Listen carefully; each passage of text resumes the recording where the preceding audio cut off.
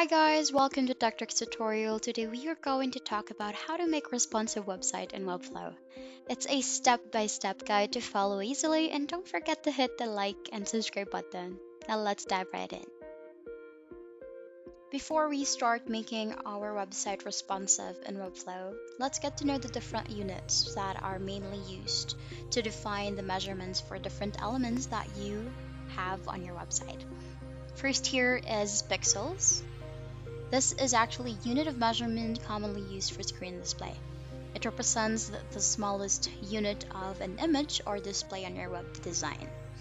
In Webflow, you can set the element sizes, margins, and the padding using pixels. So for example, setting the width of 300 pixels for a div element will make 300 pixels wide. Second here is the viewport width. This is another relative unit of measurement based on the width of the viewport or the browser window that is being used. For example, setting the width of 50 viewport width for a container will make it occupy 50% of the viewport width. One viewport width actually represents 1% of the width of the viewport that you currently have. Viewport width is often used to create responsive designs that scale proportionally, automatically proportions the design with different screen sizes. Third here is the REM or the root EM. This is another relative unit of measurement that is based on the font size of the root element of your website. That is usually the HTML element. It allows you to define the sizes relative to the base font size. So changing the base font size will affect all the RM values throughout your website. For example, if the base font size is set to 16 pixels, one REM will be equal to 16 pixels. So fourth here is the percentage.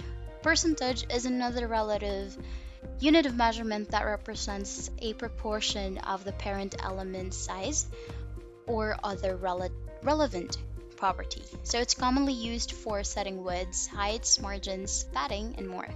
So for example, a width of 50% for dev element will make it occupy 50% of its parent container width.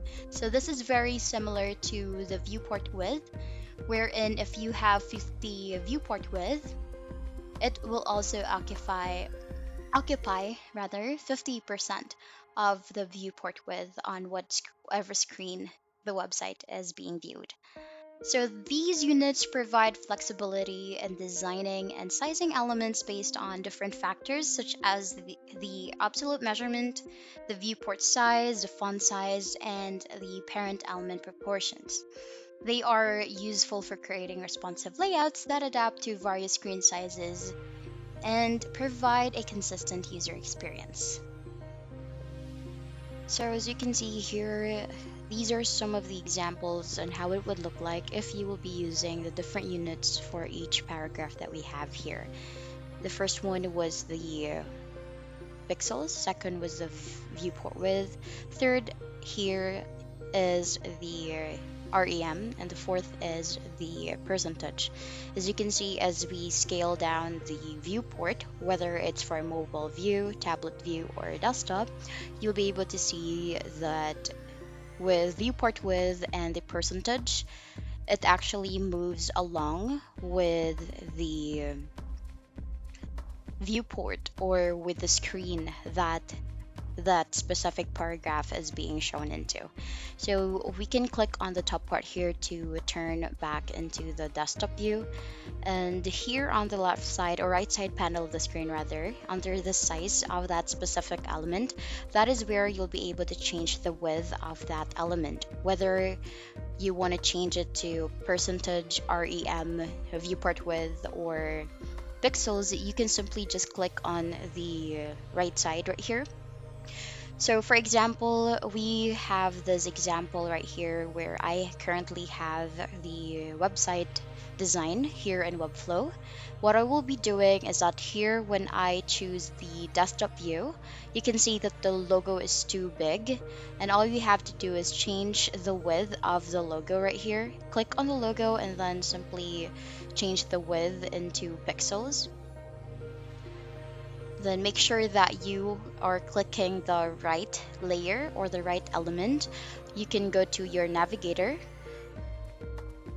Then you just need to make sure that that image or the logo that we have uploaded here is modified.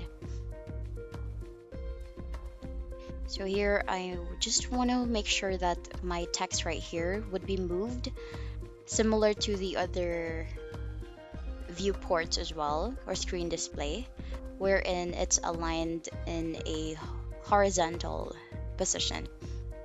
So as you can see here, just by changing the layout, what we will do is making sure that our div block element here is modified, making sure that you can see that on the width, I have used percentage.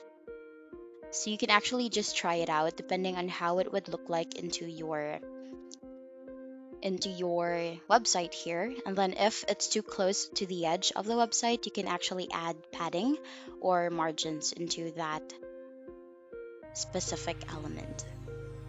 So here, just want to change the width of the logo. So as you can see, when I went back to the mobile view, the logo is not scaled or proportioned to the screen size that we are currently in. So all we have to do is simply click on the logo and then modify the width, making sure that it would be proportioned to the the design that we are working on right here. So we are, for the logo right here, we will be using or making sure that since the logo is under a div block, we will be choosing the div block instead of the logo itself. So we will use the viewport width and we will have it 100% or 100 for the viewport width. So when we will go to the mobile view, it will be visible. So right here, changing the size of the logo as well for the portrait view for the mobile. Here you can see that it is now visible.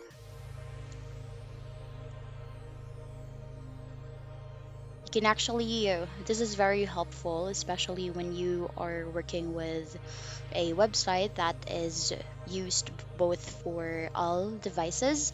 This is also helpful to your users so that it would be more user friendly and it's easier for them to navigate your website.